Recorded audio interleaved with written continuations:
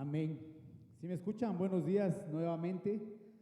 Saludo nuevamente porque ya estuvimos desde las 7:15 aquí ya orando con los hermanos que saben madrugar, ¿no? Qué bonito que les guste venir temprano a la congregación y qué bueno, hasta que los hermanos levanten la ofrenda, quiero dar unos anuncios que normalmente los damos creo que semana a semana y es con la intención de poder animarles, ¿no? De poder incentivarles a ustedes, es decir, a nosotros, hasta yo me puedo incluir, porque somos los llamados como la Iglesia de Cristo a permanecer, a estar orando, a estar velando por todas las situaciones que están aconteciendo en nuestra ciudad, ¿no? En nuestro país, aún en nuestra familia.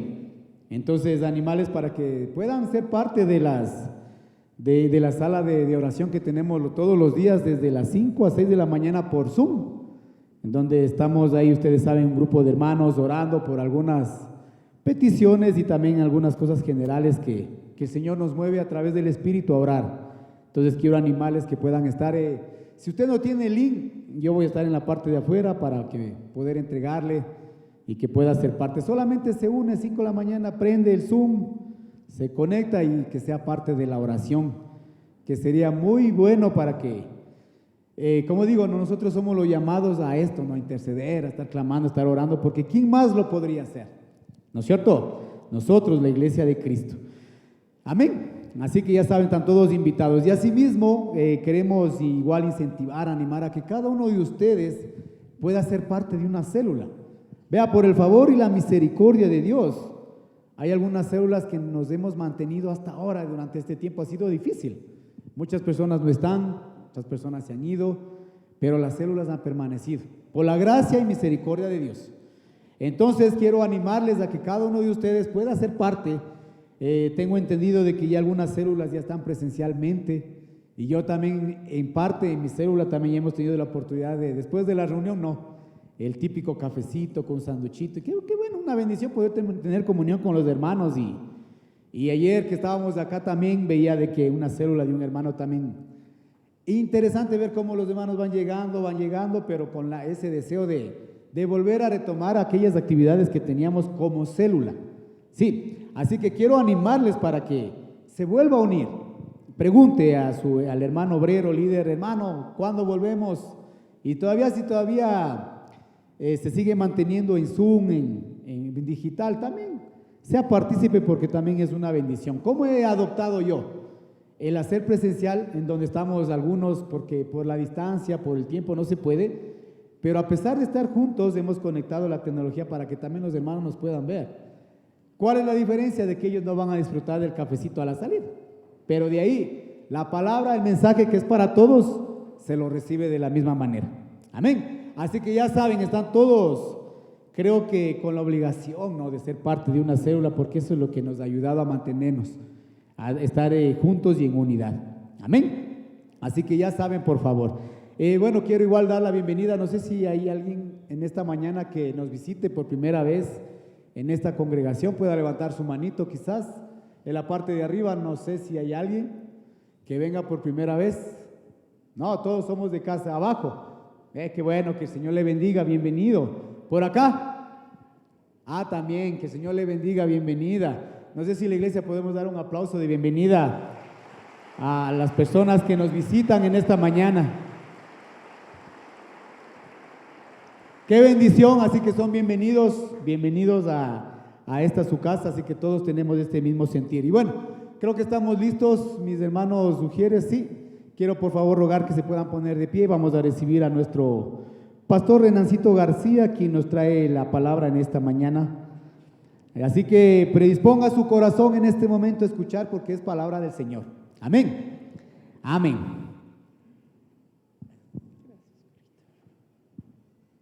Bueno, abrimos nuestras Biblias. Buenos días.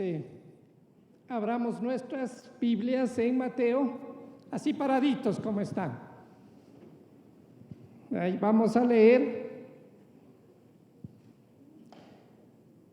Mateo, los 3 primeros versículos.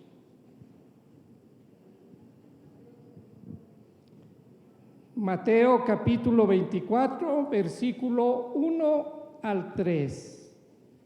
¿Cómo estamos ahí parados? Vamos a mantener nuestra Biblia pues abierta aquí en este texto en esta mañana y vamos a leer los 3 primeros versículos. Cuando Jesús salió del templo y se iba, se acercaron sus discípulos para mostrarle los edificios del templo. Respondiendo él, les dijo: ¿veis todo esto? De cierto os digo que no quedará aquí piedra sobre piedra que no sea derribada. 3. Y estando él sentado en el monte de los olivos, los discípulos se le acercaron aparte diciendo: dinos, ¿cuándo serán estas cosas? ¿Y qué señal habrá de tu venida y del fin del siglo? Oremos. Padre nuestro que está en los cielos, Padre, le agradecemos por la vida que usted nos da, oh Dios, porque podemos un día más poder estar reunidos y lo hemos hecho en el nombre de nuestro Señor Jesucristo, su Hijo. Mi Dios, reconociéndole que Él es el pastor, que nosotros somos sus ovejitas. Dice su palabra que sus ovejas oyen su voz y le siguen.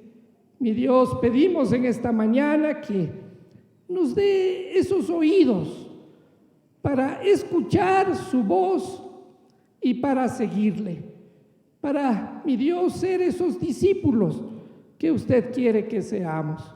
Padre, glorifíquese en esta mañana, que la presencia suya, que su Santo Espíritu sea nuestro Maestro, sea el que nos recuerde, sea el que nos redarguya, mi Dios, de pecado, de justicia, de juicio. Gracias, Padre, por su presencia en el nombre de Jesús.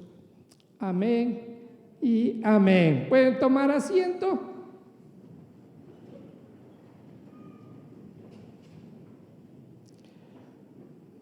Bueno, ¿quién no quisiera saber qué va a pasar en el futuro?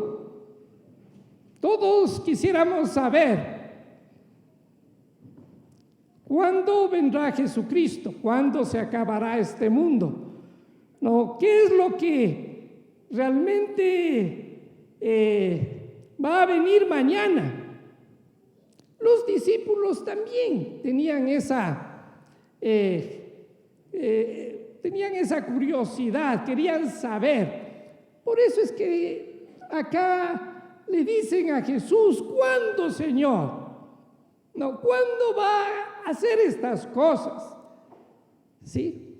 Ahora, nosotros sabemos que el único que conoce el futuro es Dios. ¿Sí? Ya Jesús les aclaró también esto a sus discípulos. En Hechos 1:7 les dice: los tiempos o las sazones solo le pertenecen a Dios. ¿Sí? Eran discípulos, pero ellos querían saber, como todos queremos saber, ¿no es cierto?, cuándo, qué sucederá el día de mañana. ¿Sí? Ahora, lo que hace, digamos, a la palabra, a la Biblia, pues, un libro fascinante, es que Dios, ¿no es cierto?, es el único que conoce los tiempos y las sazones. ¿Sí? Que hay cosas que a nosotros nos corresponden y hay otras cosas que solo a Dios le corresponde. El día solo a Dios le corresponde. ¿Sí? Ahora, nosotros como discípulos, ¿qué es lo que nos corresponde? Nos corresponde, sí que debemos estar en sintonía con el plan de Dios. Dios tiene un plan, Dios tiene una agenda y lo que nos corresponde a nosotros es actuar en consecuencia a la agenda, al plan que Dios tiene, sin importar lo que la gente diga, sin importar lo que el resto del mundo diga. Sí, en esta pandemia, pues, uno de los peligros más grandes, sí, que ocasionó el que nosotros no nos podamos reunir, fueron las redes, ¿no es cierto? Fue, digamos, el Internet. Y se han escuchado una cantidad de cosas, ¿no? Una cantidad de cosas. Sí, últimamente, pues, un hermano tuvo que disculparse también a través de las redes de que se equivocó, ¿no? Y, bueno, en parte fue buena, pero digamos, qué importante es que nosotros seamos sus ovejas, ¿no es cierto? Oigamos la voz de Jesús, ¿no? Y le sigamos a Jesús, ¿no? Si Jesús dice, miren, nadie sabe la hora, nadie sabe, ni yo, dijo Jesús, el día. Entonces nosotros debemos estar, ¿no es cierto?, en sintonía con el plan de Dios y también actuar en consecuencia. Sí, recordando que Él es el pastor y nosotros escuchamos su voz y a Él le seguimos. Si Dios y Jesús quiere que debamos conocer por algunas razones qué es lo que Jesús dice a través para el fin del mundo. ¿Qué dice Jesús de su segunda venida? ¿No? Y hay una razón, ¿no? Hay una razón para que no seamos engañados. Si muchos, lamentablemente, han sido ya engañados y ya no están con nosotros, ¿no? Por doctrinas, por ciertas líneas que siguen, digamos, las ciertas religiones. Y Jesús dice, nadie os engañe. No, eso está en el versículo 4. Respondiendo Jesús les dijo, mirad, no, esto que les voy a decir es para que nadie os engañe. El versículo 5 dice, no, y a muchos engañarán. No, muchos se van a ser engañados con estas cosas acerca del futuro, del fin del siglo, ¿no? De lo que va a pasar. En el versículo 11 dice, engañarán también a muchos. O sea, se levantarán, ¿no es cierto?, personas que van a engañar a muchos. Sí. El versículo 24, sí, dice, no, habrá falsos profetas, ¿ya? Habrá señales, prodigios, de manera que engañarán, si fuera posible, aún a los escogidos. Entonces Jesús, tenemos este sermón del monte con un propósito. No, Jesús da este propósito no para llenar una curiosidad, sino para que no seamos engañados. Entonces hay que poner mucha atención a lo que Jesús dice, ¿no? Y hagamos lo que Jesús dice. Nos mantengamos velando. Sí, eso es lo que dice realmente en el 24:42, también en el versículo 25 y 13. Bueno, esta mañana quiero comenzar un estudio del discurso de los olivos. ¿Sí? Hay dos grandes discursos que Jesús da: el discurso de la montaña, ¿sí?, del Sermón del Monte, con el que inicia el ministerio de nuestro Señor Jesucristo. Y luego este otro sermón del Monte de los Olivos, con el que termina Jesús su ministerio. ¿Sí? Y Mateo nos pone todo el ministerio de nuestro Señor Jesucristo en estos dos grandes sermones. ¿Sí? El sermón de la montaña y el sermón del Monte de los Olivos. ¿Sí? Que se encuentra, digamos, en Mateo 24 y 25. ¿Sí? El sermón de los Olivos no solo es el capítulo 24, sino también el capítulo 25. ¿Sí? En estos capítulos Jesús revela muchas verdades sobre el destino o de lo que va a pasar, ¿sí?, en el fin de la era o en el final del siglo. Las palabras de nuestro Señor Jesucristo realmente son la historia del futuro ya escrito.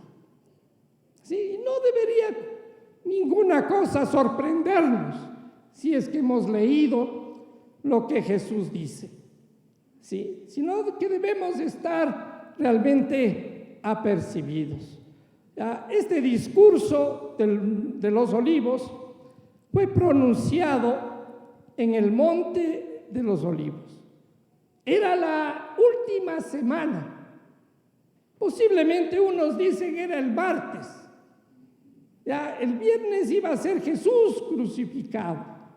Hay otros teólogos que dicen que fue posiblemente el miércoles. Eso realmente no tiene importancia, si fue el martes o si fue el miércoles. Era la última semana del ministerio de nuestro Señor Jesucristo. El viernes Jesús iba a pronunciar, sí, sus últimas palabras. Jesús iba a decir: consumado es. ¿Sí? Y en este discurso, Jesucristo habla de la destrucción del templo y de Jerusalén, que estaba realmente en un futuro cercano. Jesús mira realmente en este sermón a través de los siglos y describe de manera general los peligros en los que realmente íbamos a tener que enfrentar. Si son los peligros que van a tener las nuevas o las siguientes generaciones entre la primera y la segunda venida de nuestro Señor Jesucristo. ¿Sí? Entonces, realmente es importante porque debemos estar apercibidos, porque ninguna cosa de las que dice Jesús debería movernos de que nuestra fe que tenemos en Cristo Jesús. Y empieza Mateo en estos 3 versículos, que es lo que vamos a ver en esta mañana, sí, como una introducción al sermón de los montes de los olivos.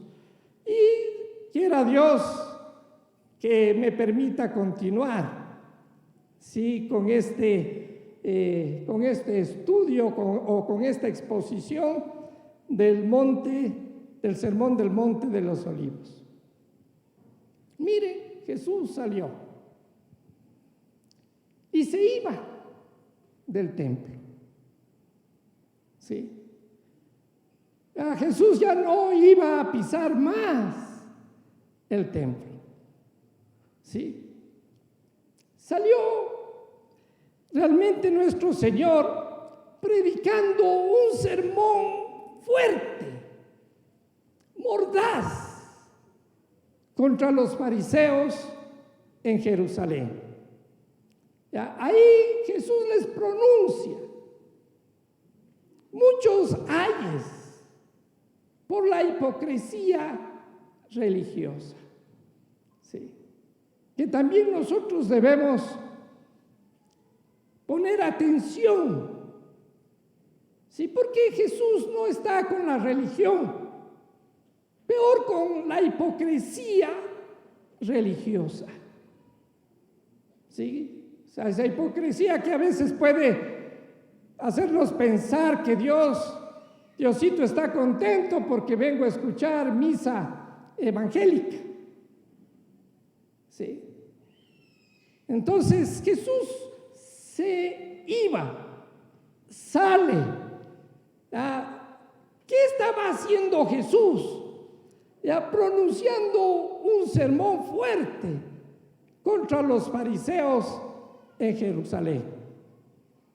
En Mateo 23 está registrado. Sí, ustedes ahí en Mateo 23, por eso es importante que tengan sus Biblias. Sí, y Jesús empieza a decirles, no, en la cátedra de Moisés se sientan los escribas y los fariseos. Y dice, no, así que todo lo que os digan que guarde, guardadlo y haced, mas no hagáis conforme a sus obras, porque ellos dicen y no hacen. ¿Sí? O sea, para Dios lo importante no es de que simplemente se diga. No solo es, digamos, predicar, sino también realmente la palabra de Dios está para transformarnos, ¿no? Porque ese era el problema de los escribas y fariseos. Sabían las escrituras, pero no practicaban, no habían sido transformados. Por eso les dice, ¿no? Miren el versículo 43, dice, ¡ay! Como un predicador decía, eso es de un ay, ay, ay, ¿no? En el 15 también hay otro ay. El 16 también está, ¡ay de vosotros! ¿Sí? En el 23 también está, ¡ay de vosotros, escribas y fariseos! Sí. En el 25 también está, ¡ay de vosotros, escribas y fariseos! Y les repite las palabras que a veces no queremos nosotros escuchar. No, o sea, no nos gusta que nos digan no hipócrita. Pero Jesús les dijo que la religión era una hipocresía. Sí, hay de vosotros escribas y fariseos. 27, 29 también está lo mismo, el 31 también. Sí. Luego Jesús, después de decirles estos ayes, Jesús realmente da un juicio sobre Jerusalén, ¿ya? Porque le habían rechazado a Jesucristo. Sí, el Verbo se había hecho carne. Sí, a los que vino no le recibieron, mas a todos los que le recibieron, dice la palabra de Dios, les dio potestad de ser hechos hijos de Dios. Sí. ¿Ya? Y en Lucas, porque este sermón también es bueno saber que uno tiene que verlo con los paralelos, tanto con Lucas como lo que está en Marcos. No, en Lucas 19, 41, 44, Lucas 19,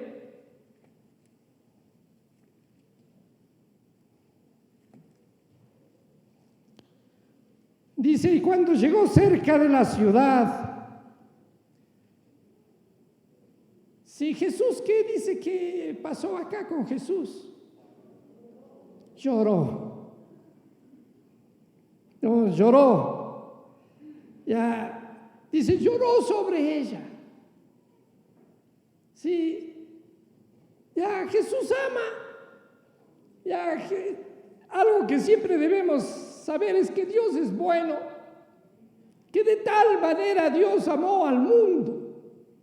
Dios amaba a Jerusalén, amaba al pueblo de Dios y lloró, diciendo, dice, no, oh, si también tú conocieras, a lo menos en este tu día, lo que es para tu paz, lo que era para tu salvación, lo que era para realmente tu paz. Así dice Jesús, ¿no?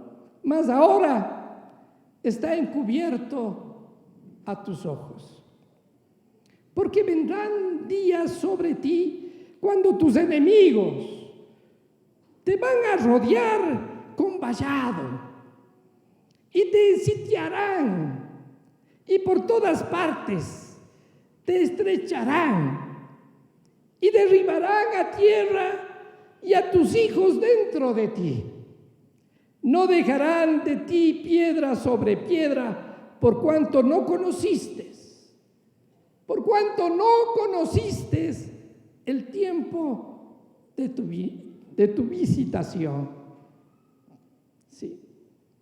Por eso pronunció Jesús juicio sobre Jerusalén y sobre su templo.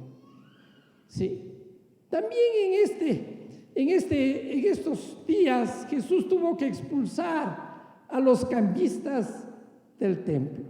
No, eso está ya en el siguiente versículo, en el 45, porque habían hecho de su templo, del templo donde lo que más uno debe apreciar es la presencia, la gloria de Dios.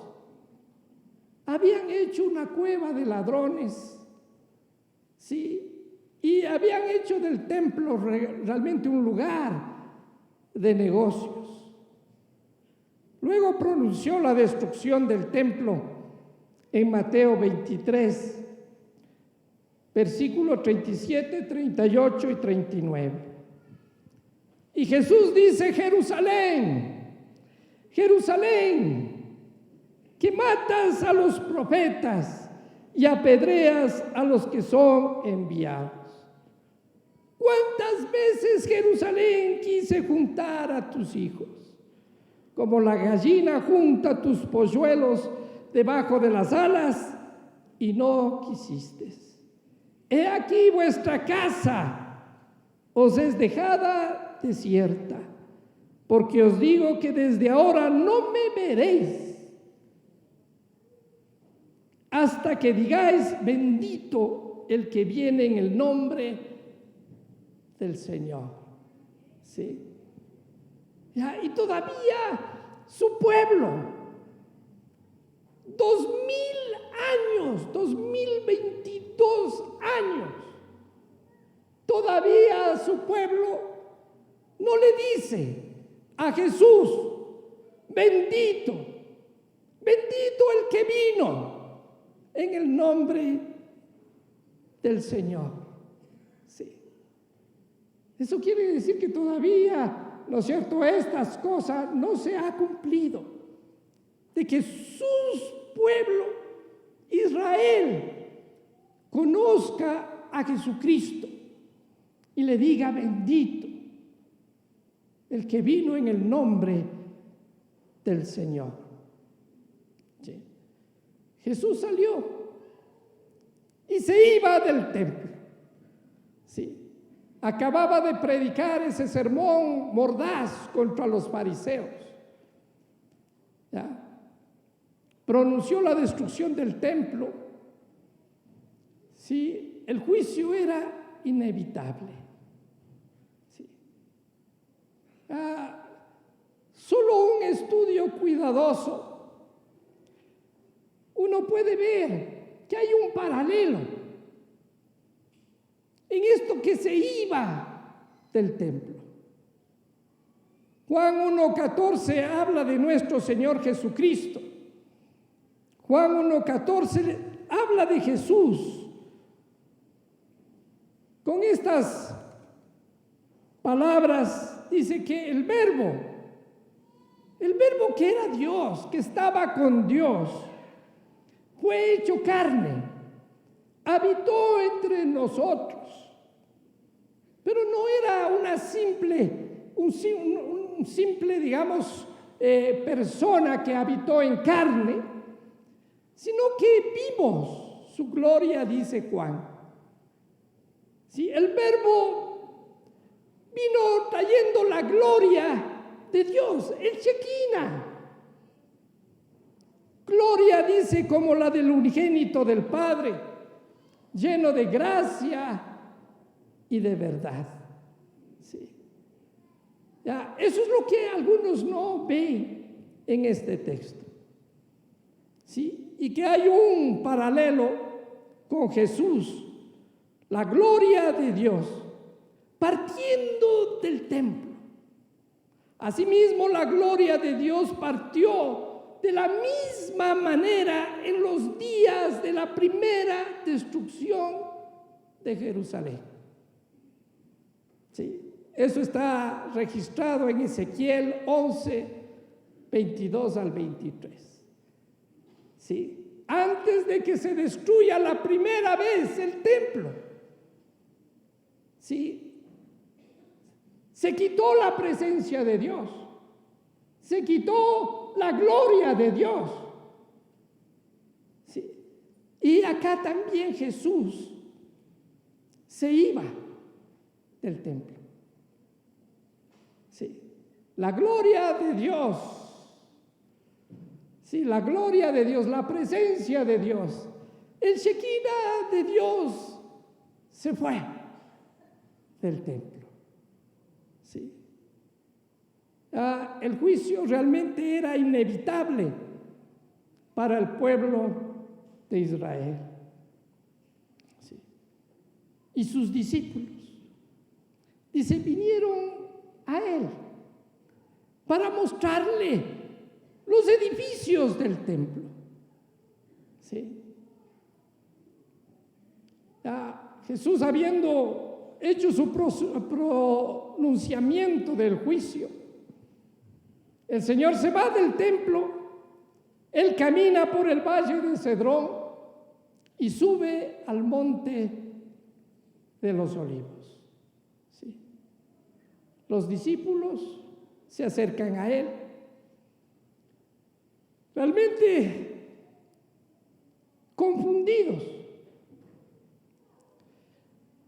Ya bien difícil para un judío entender lo que Jesús les está pronunciando, que Jerusalén iba a ser destruida, que el templo iba a ser destruido. Un judío no podía realmente ver cómo el programa de Israel establecido por Dios en el Antiguo Testamento podría continuar sin Jerusalén y sin el templo, porque iban a ser destruidos. Sí. Realmente no era realmente fácil para ellos entender. Sí. Jesús, frente a la situación que estaba pasando con ellos, les dice, ¿no veis todas estas cosas? Sí. estas cosas, todo esto que ha estado pasando, si en mi pueblo no me recibieron, el templo realmente no está ahí, no quieren la presencia de Dios. Sí. Dice, todo esto que está pasando realmente se refiere a la iniquidad de la nación de Israel y el subsiguiente juicio físico sobre la ciudad de Jerusalén y el templo. Sí. Generalmente los hombres a veces veneramos, idolatramos las cosas que vemos. Sí. El templo era una joya de la humanidad. Sí. El templo había, digamos, rocas de mármol de 100 toneladas. Habían, digamos, realmente pilares gigantes que 4 personas no podían darle la vuelta. 4 adultos. Sí. Siempre tratamos de idolatrar las cosas. Además de eso, debemos saber que el templo empezó a construirse.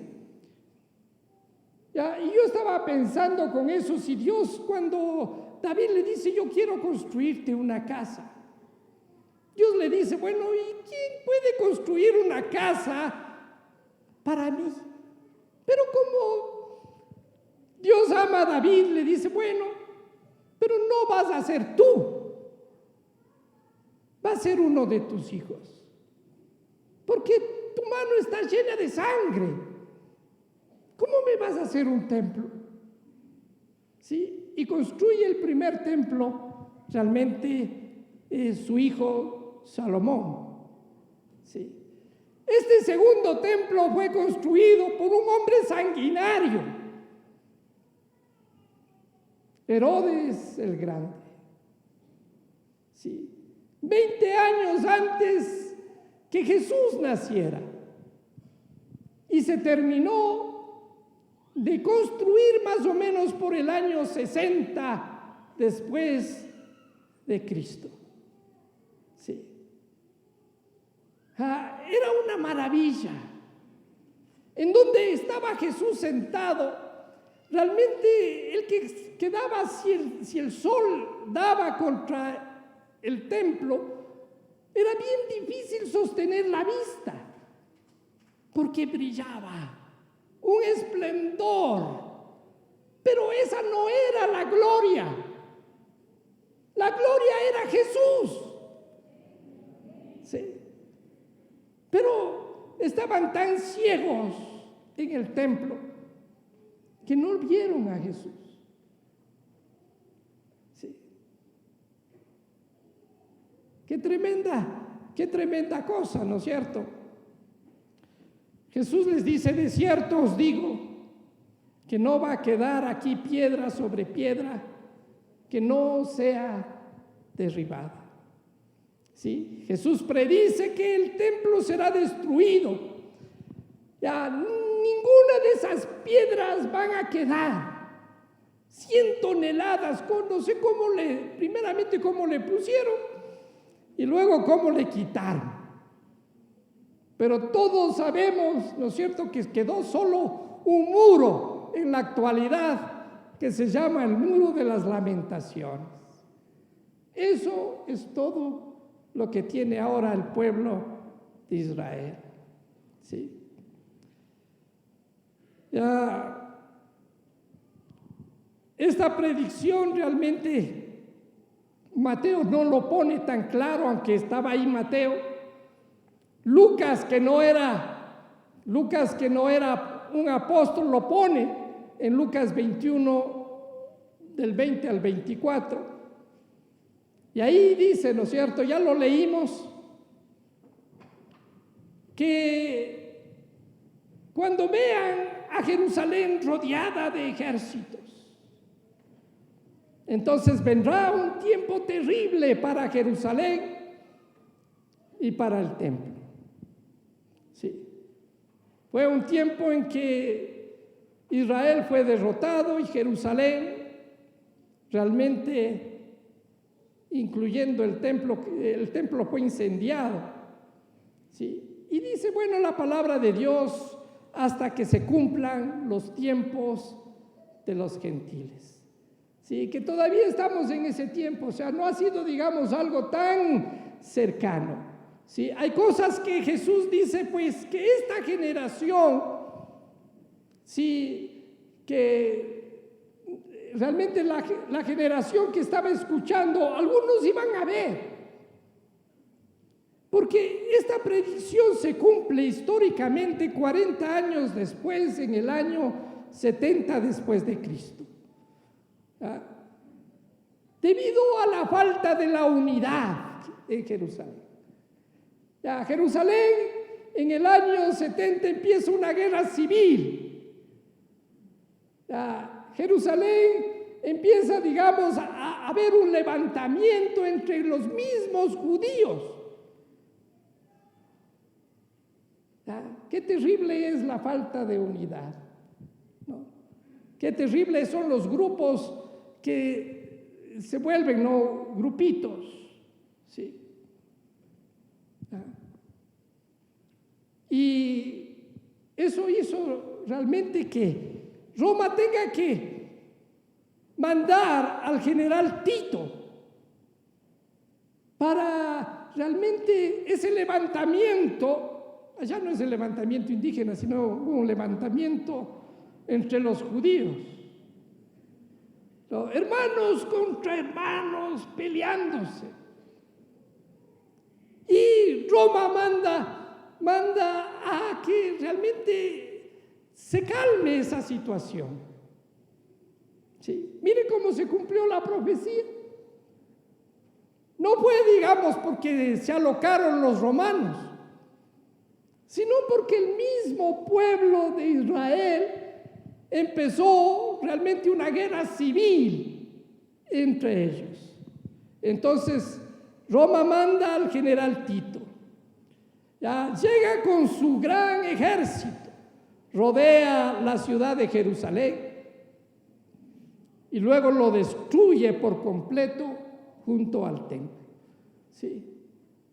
Hay un historiador judío que escribe lo que pasó en esos días en que fue rodeado Jerusalén.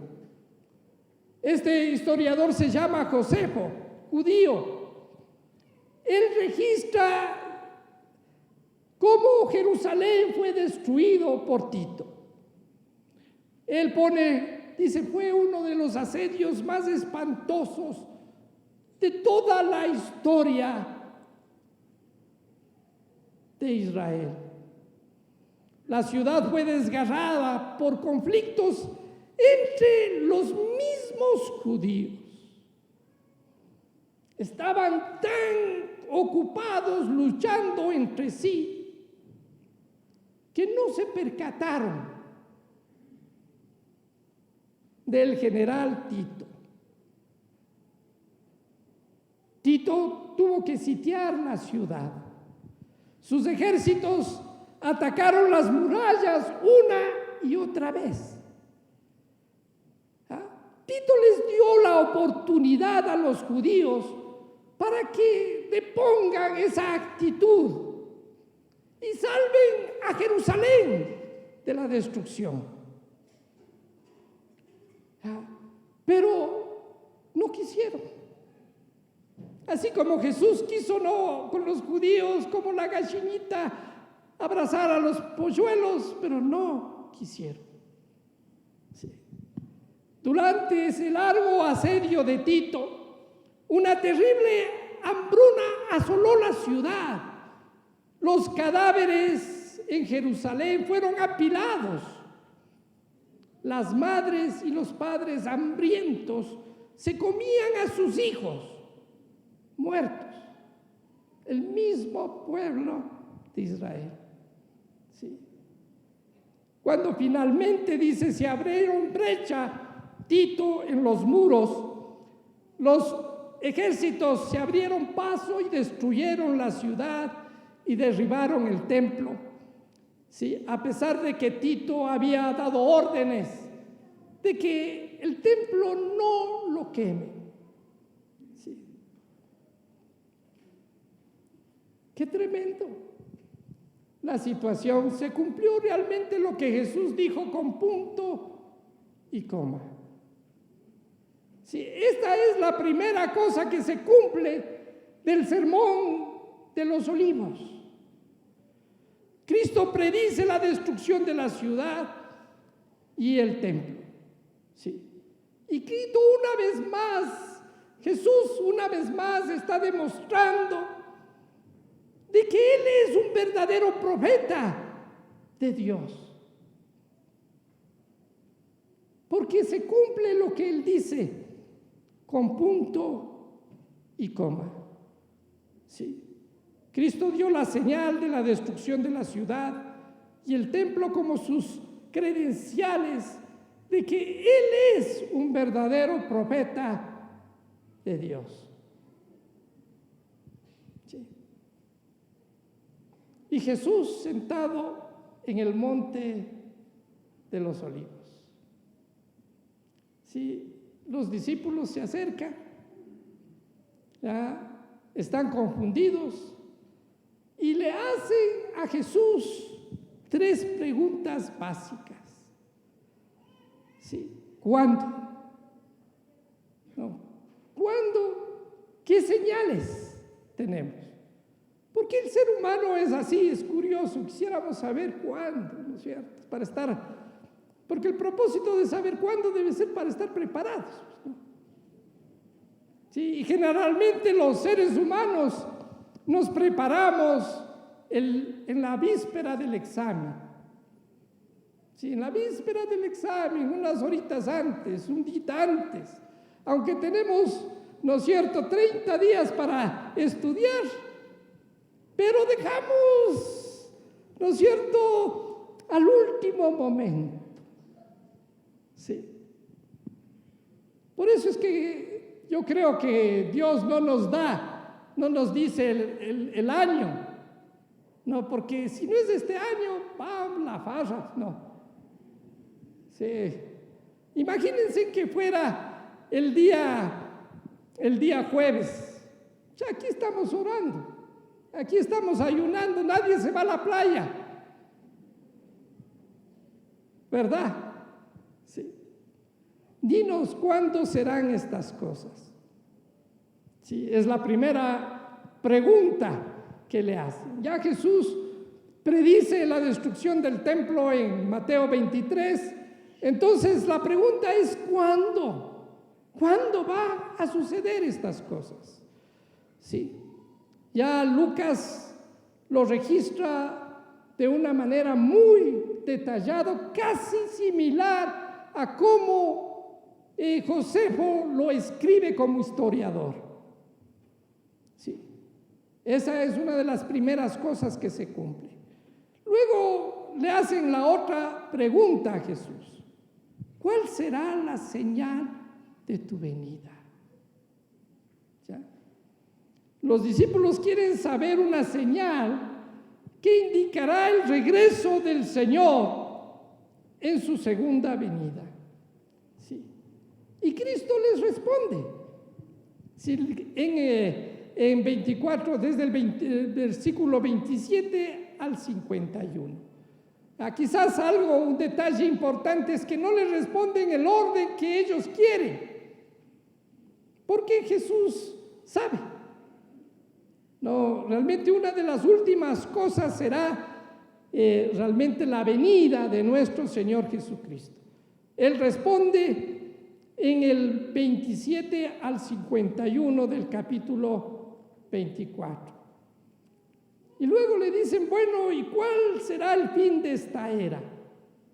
¿Cuál será el fin de los tiempos? ¿Sí?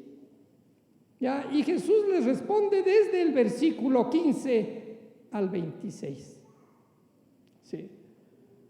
Que cómo Jesús responde estas dos últimas preguntas, Dios quiera que el Señor me permita para compartir también con ustedes acerca de estas dos últimas preguntas, como Jesús les responde. Sí.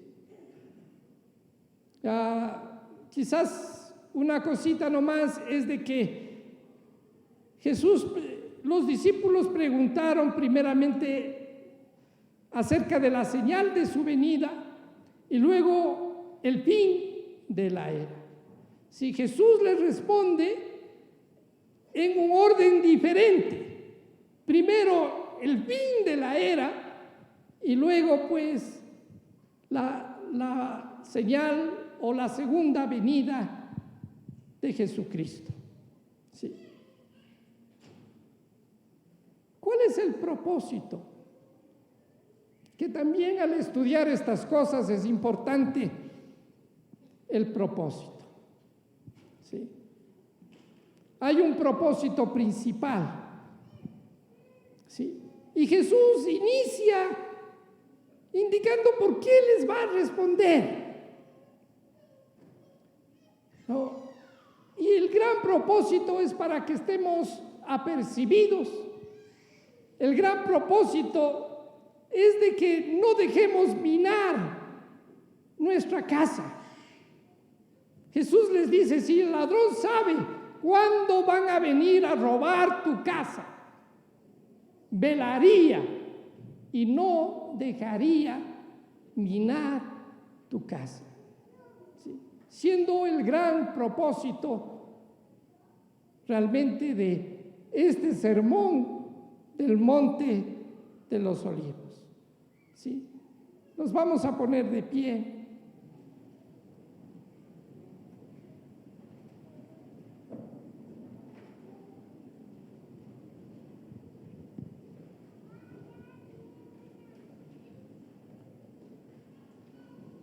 Vas a cerrar tus ojos un momento.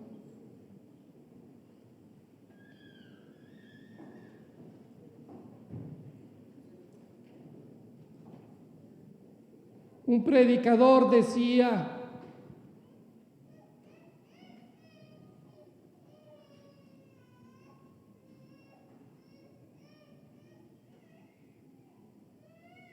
que todo esto que parece terrible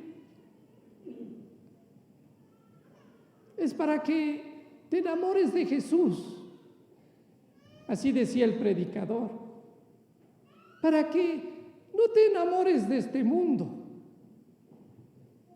¿Sí? Te enamores de Jesús.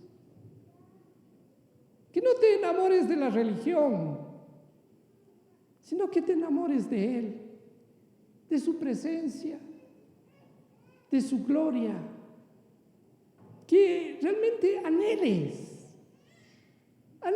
la presencia de Él, anheles realmente la gloria de Él.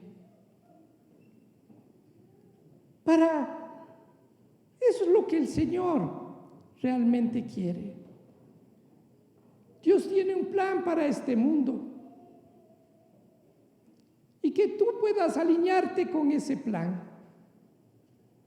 Que este sermón de los olivos sea para que tú veles, para que seas como las vírgenes sensatas, que se apercibieron de las cosas y se proveyeron del Espíritu Santo, de la presencia, de la gloria del Señor, que es lo que hizo la gran diferencia.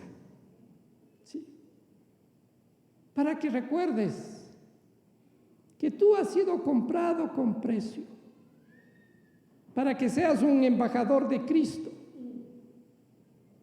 para que recuerdes que nuestra salvación estará siempre más cerca de cuando nosotros creímos, para que te limpies de toda contaminación de carne y de espíritu, para que perfecciones la santidad en el temor de Dios, para cuando Él se manifieste, que un día se va a manifestar, porque Él es un verdadero profeta de Dios. Puedas tener confianza y no te alejes de tu Señor avergonzado en su venida, para que digas: Maranata, ven, Señor Jesús. Padre, que esta palabra de Jesús nos ayude siempre a estar apercibidos, siempre, oh Dios, anhelando, deseando que usted regrese. Mi Dios, que esta palabra, mi Dios, sea para enamorarnos de usted, anhelar, así como David, Pablo anhelaba estar en su presencia. Así también cada uno de los que hemos escuchado esta palabra, mi Dios, de forma presencial, como también, oh Dios, a través de los medios, mi Dios, anhelemos, deseemos, mi Dios, cada vez más su presencia, cada vez más esa gloria, la gloria del unigénito Hijo de Dios. Gracias, Padre, por esta mañana. Gracias, oh Dios, por esta palabra, en el precioso nombre de Jesús. Amén y amén. Amén, mis hermanos. El Señor nos continúe bendiciendo.